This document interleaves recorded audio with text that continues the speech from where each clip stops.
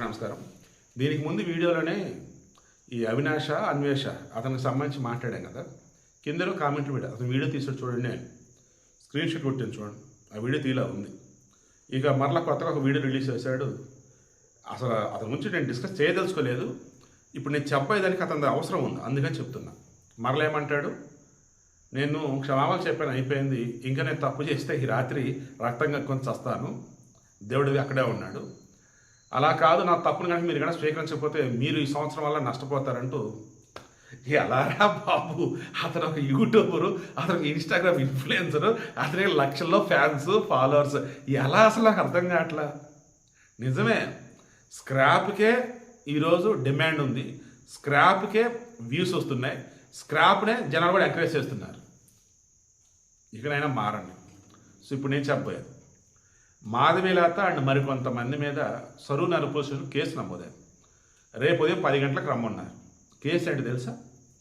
సాయిబాబా దేవుడు కాదు, అతను ఒక ముస్లిం, సబ్కా మాలిక్ ఏక్ హై, అల్లా మాలిక్ ఏక్, నాకు తెలుగులో చెప్తాను, హిందీ రాదే, దేవుళ్ళంతా ఒకటే, ఆ ఒక్కడే అల్లా అంటూ ఆయన చెప్పిన ఏవైతే ఉన్నాయో దానిని హైలైట్ చేస్తూ ఇటువంటి అతనిని ఇతను దేవుడని చెప్పుకోవాలా, అల్లానే దేవుడు అన్నాడు, అల్లా అంతా మంచి చేస్తాడు, అల్లా అచ్చకరేగా, అల్లా మంచి చేస్తాడు అని చెప్పాడు. దెన్ అటువంటి ముస్లింని ఆయన అల్లా దేవుడు అంటూ ఉంటే మీరు ఈ ముస్లింని మీరు సాయిబాబా చేసి ఈ ముస్లింని మీరు పూజించడం అంటే ఏంటి అసలు? హిందువులు ఎవరైనా కానీ సాయిబాబాను పూజించడం అంటే అది మీ హిందూ దేవులని అవమానపరచ కించపరచడం అని చెప్పేసి రీసెంట్గా చాలా వీడియోస్ వచ్చాయి అండ్ ఓపెన్గానే చాలామంది చెప్పారు. మొన్న మధ్య షిరిడి స్థాయి దేవస్థాన సంస్థలు కొంచెం ఇష్యూ ఏదో అయినట్టు. నేను మా బాబు పనులా చెప్తున్నా, నువ్వు ఆ చెట్టును దేవుడని మొక్కేవా, గుడ్, సంతోషం అని అంటాను, గుడ్. మీతో మాత్రం ఆ చెట్టే దేవుడు, నువ్వు వాళ్ళని పూజించడం మాత్రం బలవంత పెట్టద్దని చెప్తాను. అలా నేను ఏ రోజైనా నీ విశ్వాసం అనేది ఏదైతే సంతోషంగా నువ్వే ముందుకు తీసుకెళ్ళిపో, అదే విశ్వాసాన్ని ఎదురు వాళ్ళు నమ్మాలని చెప్పేసి మాత్రం ఫోర్స్ చేయమాక అని చెప్తా. అందరికి ఇదే చెప్తా. సో ఇప్పుడు సాయిబాబా విషయంలో కూడా మా ఇంట్లోనే ఉన్నారు, మా చెల్లి మా చిన్నాక సాయిబాబా భక్తులే. సో నేనేమంటాను, మళ్ళీ అందరు దేవుళ్ళు పూజిస్తారు, అన్ని వ్రతాలు చేస్తారు. సో సాయిబాబా భక్తులు అత్యధికులు హిందువులే. అత్యధికులు ఏంటి? హిందువులే సాయిబాబా భక్తులు. ముస్లింలు సాయిబాబాని దేవుడిగా స్వీకరించరు, అల్లానే వాళ్ళకి దేవుడు.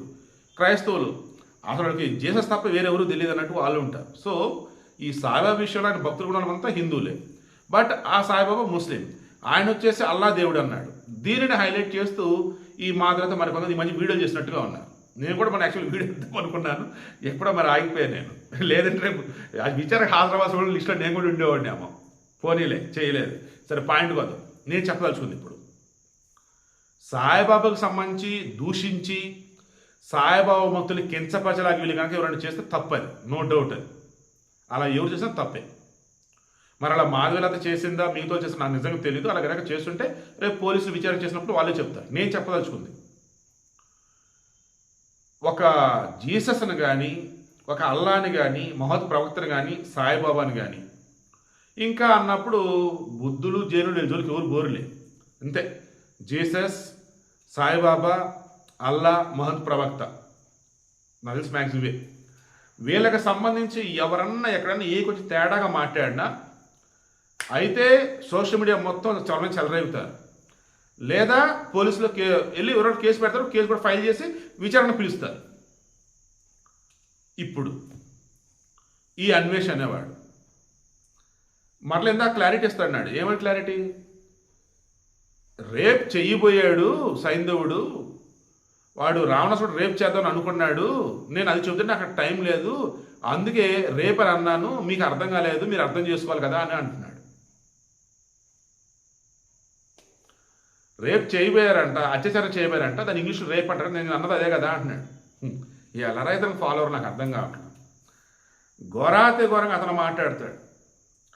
లక్షల మంది గురువుగా భావిస్తున్నటువంటి యువతరానికి ఎప్పటికప్పుడు ఒక రకమైన అవేర్నెస్ కల్పిస్తున్నటువంటి గరికపాటి గారిని ఘోరాతి ఘోరంగా మాట్లాడితే నో కేస్. హిందూ దేవులకు సంబంధించి హిందువుల సంబంధించి ఘోరాతి ఘోరంగా మాట్లాడితే నో కేస్.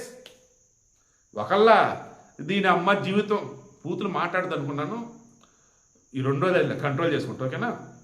లెగిస్తే ఎంతమందిరా ఆ క్రిస్టియన్ వీడియోలు పెట్టుకునే బ్యాచ్ యూట్యూబర్లు, ఎంతమందిరా పాస్టర్ ముసులు దశం పంచుకున్న బ్యాచ్. జీససే దేవుడు, మిగతా రాళ్ళు అవన్నీ అంటలేదా? చనిపోయిన పాస్టర్ ప్రవీణ్ వచ్చేసి రాముడు సీత విషయంలో అంత ఘోరంగా మాట్లాడాడురా. చెప్పుకుంటూ ఇప్పటికీ పాస్టర్లలో ముసుగులు ఉన్నటువంటి అజ్ఞానులు కొంతమంది ఎంత ఘోరంగా హిందూ దేవుడు అనరాని మాట్లాడుతున్నారా. అలా ముస్లింల్లో కూడా కొంతమంది సంఘ విద్రోహ శక్తులు లాంటి వాళ్ళు అన్య మతస్థులకు సంబంధించి ఎంత ఘోరంగా మాట్లాడుతున్నారు, ఎంత ఘోరంగా పోస్టులు పెడుతున్నారు, వీడియోలు పెడుతున్నారా. వాళ్ళ మీద ఎవరా కేసులు పెడతానికి ఎవరికి స్టేషన్కి వెళ్ళటం లేదా హిందువులకు అంత ఖాళీ లేదా, లేదంటే పోలీసులు వచ్చేసి ఊరుకోండి, ఎవరైనా సరే తిట్టగలిగేది అనగలిగేది హిందువులనే కదా, హిందూ దేవుళ్ళనే కదా, దీన్ని మీరు వచ్చి కేసు పెడతానంటే అని చెప్పేసి అంటున్నారా. నేనైతే కేసు పెడతాను ఎప్పుడు ట్రై చేయాలి, నేను ఒప్పుకుంటున్నా. ఓకేనా? ఒక జర్నలిస్ట్గా సొసైటీకి సంబంధించి న్యూస్ చెప్తూ ఇవ్వాల్సిన అవేర్నెస్ కల్పిస్తూ ఉన్నాను తప్ప నేను ఆ కేసేస్తా ఈ కేసేస్తా అనుకునే రకం కాదు.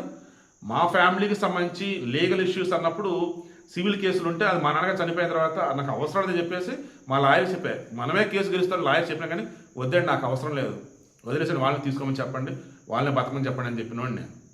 సో ఈ కేసులు కానీ పోలీసులు కానీ నాకు ఎంత క్లోజ్గా ఉన్నా కానీ వృత్తిపరమైనటువంటివి అటువంటి డిస్కస్ చేస్తా కానీ కేసులు వేయటాలు, కేసులు గెలుకోటాలు ఇటువంటి మనకు అసలు నచ్చవు. ఈవెన్ నేను మరలేమంటాను, నేను ఏదైనా తప్పు చేస్తే క్వశ్చన్ చేయండి నన్ను, నేను ప్రాపర్ ఆన్సర్ అవ్వకపోతే అప్పుడు మీరు కేసు పెట్టని కూడా చెప్పాను, ఎస్పెషల్ వైసీపీలకు చెప్పాను చాలాసార్లు. అంటే నేను ఎక్కడ తప్పు చేయను, తప్పు చేయను మీకు ఏదైనా అనిపిస్తే చెప్పండి, నేను సరిదిద్దుకుంటా.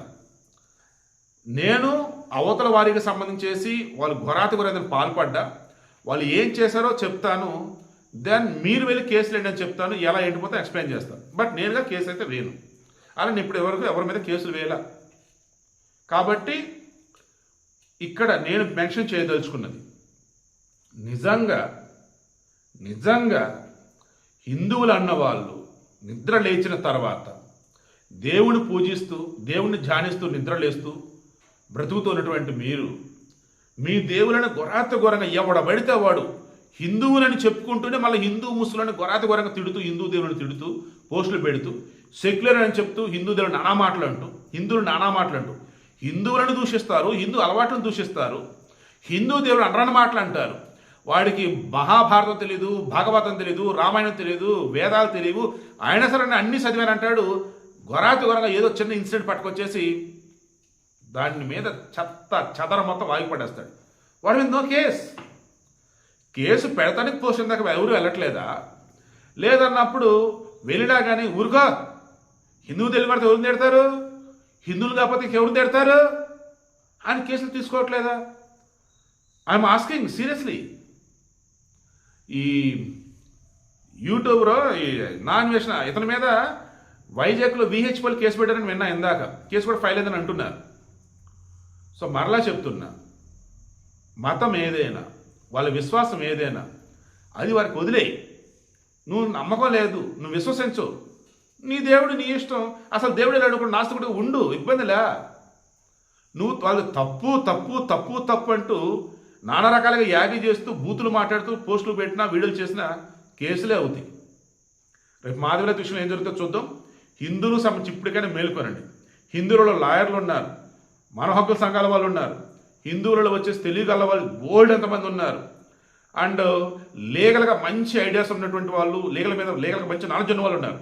ఇక నుంచి అయినా హిందూ దేవులకు సంబంధించి కావచ్చు, హిందూ ఆచార వ్యవహారాలకు సంబంధించి కావచ్చు, ఎవరన్నా ఎక్కడైనా తప్పుగా మాట్లాడినా తేడాగా మాట్లాడినా వారిని మాత్రం వదిలిపెట్టకండి ప్లీజ్. It's my request. ఈ నా అన్వేషణ అనే వాడి విషయంలో మాత్రం సహించొద్దు. వాడి ఇండియా తీసుకొచ్చి జైల్లో వేయండి, లేదా వాడి ఛానల్స్ మూతపడేలాగా మరి ఏం చేస్తారో చేయండి. బట్ ఇంకా అతనికి లక్షల సబ్స్క్రైబర్లు ఉన్నారు, కొంతమంది తగ్గుతున్నారంట, ఇంకా ఉన్నారు. వాళ్ళు ఎవరు ఏంటంటే భయపడే అన్సబ్స్క్రైబ్ అవ్వట్లేదు, లేదు ఇప్పుడు అన్ని మతస్థులు, ఐ డోంట్ నో. ఈరోజు అతను మాట్లాడిన మాటలు చూస్తే భయపడిపోయి మళ్ళీ సబ్స్క్రైబ్ చేసుకునే బ్యాచ్ ఉన్నారు నాకు అనిపిస్తుంది. ఎందుకంటే అతను ఏమన్నాడు, ఇదిగో నేను తప్పు చేశా, క్షమాపణ కోరా, అయిపోయింది, ఇంకా నా తప్పు అలాగే ఉంటే ఈ రాత్రి రక్తంగా చచ్చిపోతా, నా తప్పుని మీరు కనుక స్వీకరించకపోతే మీ సర్వనాశనం అవుతుంది ఈ సంవత్సరం అని చెప్పేసి అంటున్నాడు. అంటే దాన్ని అసలు ఏంటి, అసలు ఎందుకు మళ్ళీ వేరే వేరే వస్తున్నాయిలే కానీ అంటే అంత ఇమ్మెచ్యూరిటీ అండ్ అంత అన్ప్రొఫెషనల్, అంత గలీజ్గా, అంత రోతగా, లక్షల మంది అతనికెలా ఫాలోవర్లు, అతనికెలా సబ్స్క్రైబర్, నాకు అర్థం కావట్లేదు. స్టిల్ ఇంకా ఉన్నారు ఇంకా అతనికి. నిజంగా భయపెట్టే వాళ్ళకి, బెదిరించే వాళ్ళకి, ఇప్పుకొని తిరిగే వాళ్ళకి, ఇప్పి చూపించే వాళ్ళకి, పనికిమాలితనంగా బూతులు, అసభ్యంగా చెత్త చెదరలు చేసే వాళ్ళకి ఈరోజు ఫ్యాన్స్, ఫాలోవర్స్, సబ్స్క్రైబర్స్, వాళ్ళకే పైసలు, వాళ్ళకే యాడ్స్. గొప్ప వ్యవస్థ బాబు.